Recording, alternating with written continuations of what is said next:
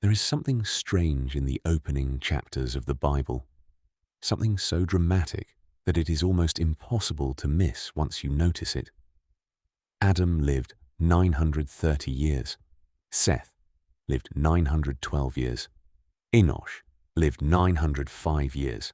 Methuselah reached an astonishing 969 years. And Noah lived 950 years. But then something happened. After the flood, the numbers began to fall. Noah's son Shem lived 600 years. Arphaxad lived 438. Peleg lived 239. Abraham lived 175. Isaac lived 180. Jacob lived 147. Joseph lived only 110. Within the biblical genealogy, human longevity appears to collapse from nearly 1,000 years to something much closer to the lifespan we recognize today. So what happened? Did humanity experience some kind of genetic decay?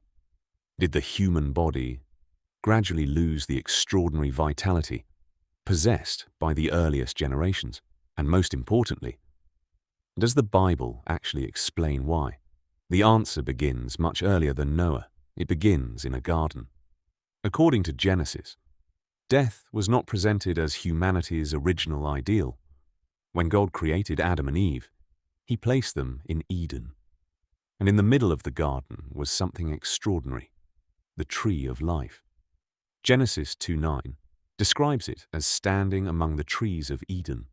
And after Adam and Eve sinned, Genesis 3:22 records God's concern that humanity might take also of the tree of life and eat and live forever.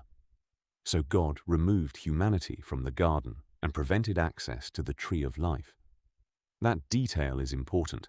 The biblical story does not begin with humanity slowly progressing upward from weakness toward perfection.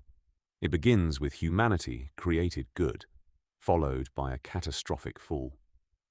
Genesis 1:31 says that God looked at everything He had made and declared it very good. But after sin entered the world, everything changed. The ground was cursed. Pain entered human experience, and death became humanity's unavoidable enemy. As Paul later writes in Romans 5:12, "By one man sin entered into the world, and death by sin." From a biblical perspective, therefore, humanity's story is not simply one of advancement. In one important sense, it is also a story of decline. Then Genesis gives us numbers that seem almost unbelievable today. Genesis chapter 5 records generation after generation living for centuries. Adam, 930 years. Seth, 912. Enosh, 905. Kenan, 910. Jared, 962. And Methuselah, 969. Whatever interpretation someone takes regarding these ages, the text clearly presents extraordinary longevity as characteristic of the earliest generations. But notice something else. Even these incredibly long-lived people eventually died. Genesis repeatedly uses the same haunting phrase, "and he died." Adam lived 930 years, and he died. Seth lived 912, and he died. Methuselah lived 969, and he died. The message is unmistakable. Even extraordinary longevity could not reverse the consequence of the fall. Human beings might survive for centuries, but death had entered the world. Then came another catastrophic event, the flood. And after it, the biblical numbers begin changing dramatically. Genesis 11 gives another genealogy, but this time the lifespans are different. Shem lived 600 years. Arphaxad lived 438. Shelah lived 433. Eber lived 464. Then Peleg lived 239. Reu lived 239. Serug lived 230. Nahor lived 148. The decline is remarkable. By the time we reach Abraham, Genesis 25:7 tells us he died at 175 years old. His grandson Jacob lived 147 years. Joseph lived 110 years. And centuries later, Psalm 90:10 describes a much more familiar human lifespan. The days of our years are 60 years and 10, and if by reason of strength they be 80 years, 70 years, perhaps 80 with strength. The contrast is enormous, from more than 900 years to roughly 70 or 80. But here we need to be careful. The Bible records this decline. It does not explicitly say human DNA was becoming genetically weaker. That explanation would go beyond what Scripture actually tells us. What the Bible does give us is a theological picture of humanity living in a creation increasingly marked by sin, corruption, mortality, and judgment. Could genetic deterioration have played some biological role? Possibly. Modern genetics shows that mutations occur across generations, and harmful mutations can sometimes contribute to disease or reduced biological fitness. But that does not scientifically prove that the long lifespans recorded in Genesis declined because of accumulated genetic mutations. Scripture simply does not provide that mechanism. Other explanations have been proposed. Some suggest environmental conditions changed dramatically after the flood. Others point to changes in diet.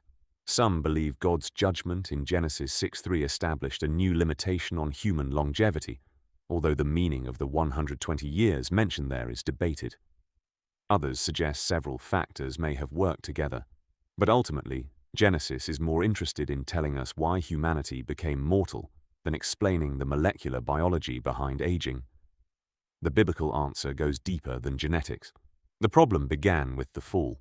Humanity became separated from the tree of life. Creation itself came under corruption. Romans 8 describes creation as being subjected to decay. So if there was biological deterioration across human history, Scripture places it inside a much larger reality. Creation itself is no longer what it was originally intended to be. And this is where the story becomes fascinating, because the Bible begins with a tree of life, and it ends with a tree of life. In Genesis, humanity loses access to it.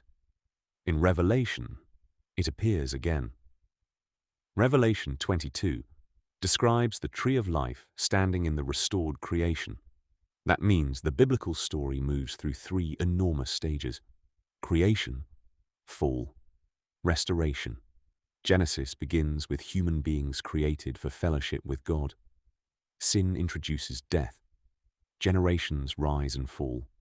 Human strength diminishes. Kingdoms appear and disappear. Even the strongest eventually enter the grave. But Christianity does not claim that humanity will ultimately defeat death through better genetics. Its hope is something far greater. The New Testament points to Jesus Christ and resurrection. 1 Corinthians 15 calls death the last enemy. And the promise of Christianity is not merely that human beings will someday discover how to live a little longer. It is that death itself will ultimately be defeated. Methuselah lived 969 years. But Methuselah died. Adam lived 930 years. But Adam died. Noah survived the flood and lived 950 years.